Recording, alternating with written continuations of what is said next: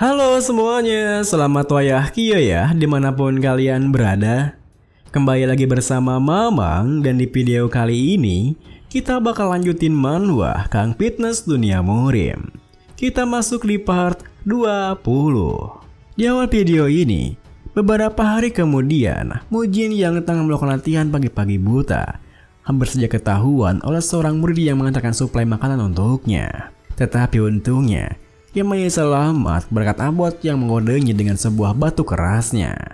Kini, selepas murid itu pergi meninggalkannya dengan suplai makanan dan minumnya, Mujin yang bisa bernapas lega pun berpikir, nyari saja aku ketahuan jika sedang berlatih. Tak kusangka, seorang martial master yang hadirnya tak bisa kurasakan datang kemari. Ini semua berkat kepala biara yang peringatkanku dengan batuknya itu. Bagaimanapun, aku yakin dia sedang mencoba untuk melatihku saat ini. Aku tak bisa menahannya. Aku harus pergi. Dengan pikiran seperti itu, setelah dirasa jika situasinya telah aman terkendali, Mujin pun bangkit dari duduknya, lalu melangkah pergi keluar diam-diam. Yang buat Abot meliriknya berpikir, sepertinya Mujin sangat ingin berlatih. Aku mengerti bagaimana perasaannya. Gua ini terlalu kecil untuk tempat latihannya.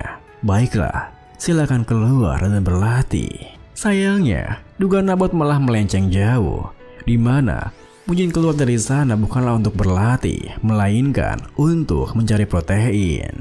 Di sisi lain, kondisi Grandmaster Hyun Gwang nampaknya semakin membaik, yang bahkan membuat Beobgyeon berkata, "Grandmaster, saya tak sadar karena saya terlalu fokus pada perawatan Anda, tapi Anda berubah drastis." Tentu saja kondisinya tak ujug-ujug berubah seperti itu, di mana berkat perubahan perawatan daging seperti yang disarankan oleh Mujin, kondisi tubuh Grandmaster Hyun Gwang pun meningkat drastis.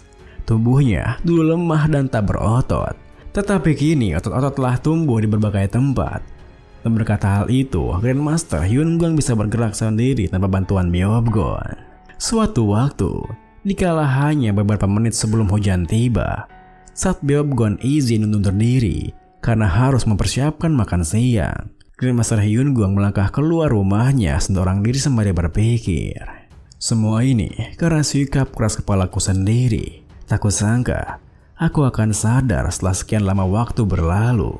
Kepala biara ingin mempertahankan tradisi dan menyalahkan dirinya sendiri. Dia bahkan berkata bahwa kuil Shaolin akan berubah jika aku menjadi kepala biara. Aku tak setuju dengan apa yang dia katakan sejauh ini, tapi aku sadar kenapa dia menyalahkan dirinya sendiri. Itu karena aku tak jauh berbeda dengannya. Itu semua karena kebodohanku. Inti dari perang itu lebih penting daripada peraturan itu sendiri. Fokus pada intinya, bukan pada yang terlihat. Tak kusangka aku mengatakan hal itu ke orang lain. Sungguh konyol. Aku bahkan tak bisa bergerak sendiri tanpa bantuan orang lain. Sekarang aku nyaris tumbuh dan bisa berdiri sendiri. Sekarang aku menyadarinya. Kenapa kita memilih untuk menderita hanya untuk mempertahankan tradisi kuil Shaolin? Saat pasukan khusus kultus demonik menyerang, saat aku kehilangan martial artsku dan menjadi selumpuh, sehingga aku tak bisa berjalan sendiri, aku terus berkata bahwa aku tak baik-baik saja dan jangan memperhatikan diriku. Tapi jauh di lubuk hatiku, aku sudah jatuh dalam keputusasaan.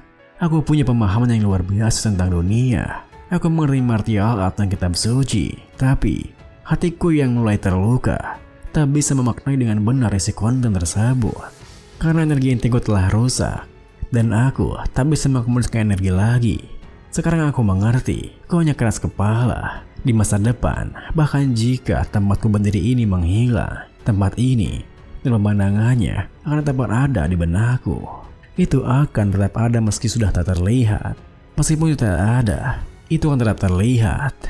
Bentuk memiliki kekosongan, sedangkan kekosongan itu sendiri juga memiliki bentuk. Kekosongan tak memiliki apapun selain bentuk, sedangkan bentuk tak ada artinya tanpa kekosongan. Dengan pikiran seperti itu, tanpa pedulikan air hujan yang mengguyur tubuhnya, Grandmaster Hyun Gwang duduk bersila di ujung tebing di sana, di mana yang memfokuskan dirinya pada satu titik, sama seperti perasaan, persepsi, mental, dan kesadaran. Lalu, Grandmaster Hyun Gwang pun menggabungkan pemahaman yang ia miliki di mana bersama dengan ingatan dan pengingatan tentang perawatan yang telah ia jalani sampai sekarang mengalir di otaknya. Sebuah pertanyaan pun muncul mengiringi pemahaman barunya. Ada banyak energi yang mengalir di dunia ini. Bagaimana bisa tubuh kecilnya itu memilikinya? Akhirnya, Grandmaster Hyun Guang pun mencapai Ultimate Perfect Enlightenment yang membuat energinya meledak-ledak. Bahkan bisa dirasakan oleh Mong Hyun Gong di aula kedisiplinan. Seketika itu juga langsung berlari dengan mobility art miliknya sembari bergumam. Energi ini jelas milik Grandmaster Hyun Guang. Tapi ada yang berbeda. Energi aneh macam apa ini? Mungkinkah dia? Saat kemudian, setibanya Mong Hyun Gong di halaman dekat kediaman Grandmaster Hyun Guang, ia dibuat terkejut dengan apa yang dilihatnya. Di mana dari ujung tebing kediaman Grandmaster Hyun Guang, ia bisa melihat kediaman Grandmaster Hyun Guang yang meledak-ledak, hingga pikirannya langsung tertuju pada sebuah pertanyaan. Apakah saat ini Grandmaster Hyun Guang tengah mencapai Ultimate Perfect Enlightenment?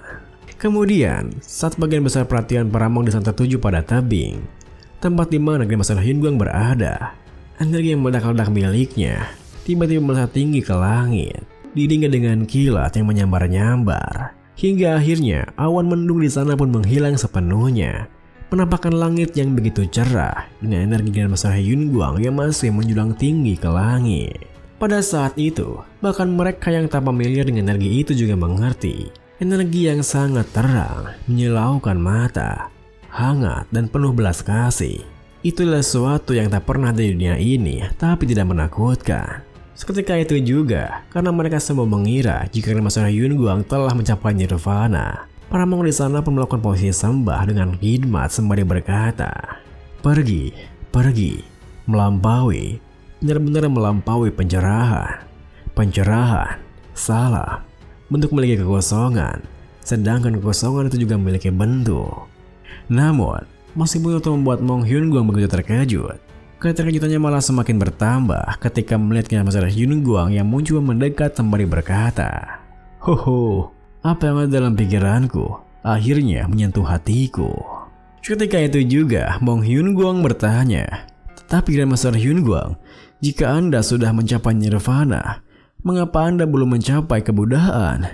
Grandmaster Hyun Guang yang semakin mendekat membalas, "Ini karena aku masih punya hal yang belum terselesaikan. Aku bisa mencapai nirvana berkat Mujin. Lalu, di mana Mujin saat ini?" Mong Hyun Guang menimpali. Sudah 18 hari sejak dia pergi ke gua untuk menjalankan hukumannya bersama kepala biara. Mendengar hal itu, bersama dengan kakinya yang menatap pergi ke lantai, Grandmaster Hyun Guang menekankan, "Benar, ia sedang menjalani hukum sekarang. Aku tak menyukai itu. Aku sungguh tak menyukai itu." Tentu saja perkataannya yang diiringi dengan tatapan tajamnya membuat mereka semua terkejut. Hingga seketika itu juga Mong Hyun Guang memerintahkan seorang murid untuk menyusul Mujin ke gua di sana. "Hah, kepala biara, Mujin, hukuman kalian sudah berakhir. Tolong, cepatlah kembali." Mendengar hal itu, Abbot yang merasa aneh pun berkata, "Masih tersisa 10 hari lagi kan?" Dengan terengah-engah, murid itu membalas, "Benar, tetapi Anda dan Mujin diperintahkan untuk kembali." Abbot pun miliknya menimpali, "Apa? Secara formalitas, kami sedang dihukum. Siapa yang berani menghentikan kami?" Murid itu melanjutkan, Ini adalah perintah dari Grandmaster Hyun Guang." Tentu saja hal itu membuat Abbot dan Mujin terkejut. "Apa? Dia merintahkan kami untuk mengakhiri hukuman kami?" Mujin yang awalnya diam saja kini menambahi, "Itu aneh. Apa mungkin sesuatu terjadi pada kakek?" Kita beralih ke kediaman Grandmaster Hyun Guang, di mana Mong Hyun Guang tak bisa menahan teriakannya ketika melihat apa yang akan dimakan oleh Grandmaster Hyun Guang saat itu. "Grandmaster Hyun Guang, apa yang Anda lakukan?" Dengan santainya, Grandmaster Hyun Guang tertawa berkata, "Hahaha, aku bisa mendengarmu, kau tak perlu berteriak." Mong Hyun Guang pun menahan napasnya membalas, "Kenapa Anda melakukan hal itu?" Grandmaster Hyun Guang tersenyum menimpali, "Kau dengar, ini bagus untuk tubuh seseorang, jadi aku mencoba memakannya." "Kau yang mengganti peraturannya, bukankah ini untuk tubuh lemahku?" Melihat tingkahnya yang seperti itu, Mo Hyun-gong yang tak habis pikir pun bertanya, apa seorang yang ingin pergi ke Nirvana perlu memperkuat tubuhnya? Grandmaster Hyun-gong membalas, sepertinya kau tak suka aku memakan ini ya? Hohoho, kau tak bisa menyangkalnya ya? Sepertinya itu alasanmu menghukum Mojin yang berusaha keras untuk menyelamatkanku di dalam gua yang dingin itu kan? Hohoho. Tepat setelah ia mengatakan itu, saat Mo Hyun-gong merasa gugup karena tak bisa menyangkalnya, kemudian Mojin pun telah tiba di depan pintu di ruangannya. Namun, alih-alih langsung melangkah masuk, Mojin yang merasa dengan suasananya, di mana Master Hyun-gong sepertinya terlihat bahagia. Melirik ke arah abad di belakangnya berkata, kupikir ada masalah saat kita berdua dipanggil kembali secepatnya. Kepala biara, sepertinya tak ada yang perlu dikhawatirkan. Mari kita masuk. Dengan begitu, Mojin yang penasaran dengan apa yang terjadi pun, karena suasana terlihat begitu menggembirakan, melangkah buka pintunya. Namun, tepat setelah pintunya terbuka, sebuah aroma yang begitu menggoda pun langsung menyeruak masuk menusuk hidungnya, di mana aroma tersebut berasal dari hidangan yang tersedia di depan meja makan Grandmaster Hyun-gong, yang kebanyakannya berbahan dasar dari daging-dagingan. Tentu saja, hal itu membuat Mojin dan Abot terdiam mematung di sana. Meskipun begitu, Grandmaster Hyun-gong malah tertawa menuturkan, "Hahaha, siapa sangka aku bisa merasakan kenikmatan dunia. Aku tak bisa meninggalkan dunia ini dengan mudah dan mencapai kemudahan. Bukankah kau juga setuju memisahkan kedisiplinan?" Mo Hyun-gong yang kini bangkit membelakanginya membalas, "Grandmaster, saya tak akan berkata apa-apa lagi." Melihat tingkahnya yang seperti itu, tampaknya Master Hyun-gong pun malah semakin kencang di sana. Hohoho, terima kasih atas pengertiannya, Mojin. Cepat kemari. Seketika itu juga, Mojin berteriak, "Kakek, apa yang terjadi?" Dengan penuh percaya diri, Grandmaster Hyun-gong mengacungkan jempolnya berkata, "Apa kau tidak tahu? Aku sedang memperkuat tubuhku loh." Mojin yang sama sekali tak menduganya berpikir, apa-apaan represi sok kerennya itu? Ini jadi sedikit menjengkelkan. Dengan pikiran seperti itu, Mojin pun melirik ke arah Mo Hyun-gong bertanya, "Pemimpin di tanah kedisiplinan, apa ini?" Mo Hyun-gong yang langsung memalingkan pandangannya membalas, dan Master Hyun-gong bilang, "Dia ingin memakan itu semua. Aku tidak memakan apapun." Melihat tingkah mereka yang seperti itu, dan Master Hyun-gong pun menunjuk otot bisepnya menuturkan, "Lihat, aku belum melakukan banyak hal akhir ini, tapi kita bisa melihat efek dari mengonsumsi daging. Jadi, mereka berdua melakukan hal yang benar dan tidak salah, sehingga aku memerintahkan kalian untuk kembali. Hohoho, aku tak bisa membiarkan orang-orang yang buatku seperti ini dihukum di gua." Abot yang tak bisa membantahnya pun membalas, setelah Anda mengatakannya, itu memang berubah. Jadi begitu." Grandmaster Hyun-gong menimpali, "Benar, semuanya baik-baik saja setelah kau kembali. Mojin, pergilah berlatih. Dan kepala biara, mari kita bicara. Pemimpin di sana kedisiplinan tak mau mengobrol denganku." Mendengar hal itu, Abot yang tak ingin melihatnya makan daging pun berkata, Aku punya beberapa pekerjaan yang perlu diselesaikan. Sepertinya aku tak bisa melakukannya. Tapi Mojin, Namun belum sempat Abot menyelesaikan kalimatnya, Mojin yang terniatnya pun langsung menolaknya. "Tidak, aku akan pergi." Tentu saja hal itu membuat Abot panik bukan main, karena ia tak punya lagi alasan untuk menolaknya. Hingga akhirnya Abot pun mau tak mau harus menemaninya di sana. Setelah itu, Mojin pun mendengar apa yang terjadi dari Beobgon, di mana meski Grandmaster Hyun-gong nyaris mencapai Nirvana, ia malah menjadi seperti itu karena sepertinya dirinya tak bisa melupakan rasa daging. Dengan begitu, akhirnya mereka pun menyerah pada Grandmaster Hyun-gong untuk saat ini.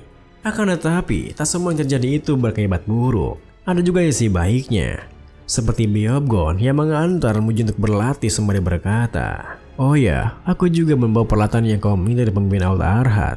Mulai sekarang, kau bisa berlatihan di sini." Ternyata, Beobgon mengantarkan Mojin ke sebuah ruangan khusus, di mana di sana telah tersedia alat-alat gym seperti yang diminta oleh Mojin. Tentu saja hal itu membuat Mujin merasa sangat senang bukan main, karena ia tak menyangka dirinya bisa mendapat pemandangan seperti itu di era kuil Shaolin. Kemudian sembari melangkah pergi dari sana, Beobgon menuturkan, ada beberapa orang yang tak tahu cara menggunakannya. Aku ingin kau mengajari yang lain cara menggunakannya. Ya, kalau begitu aku pergi dulu. Video ini pun diakhiri dengan Mujin yang tak bisa menahan rasa gembiranya pun sekaligus rasa bersemangatnya dengan tegas membalas, "Yos, serahkan padaku." Maka saya teh Beobgan-san.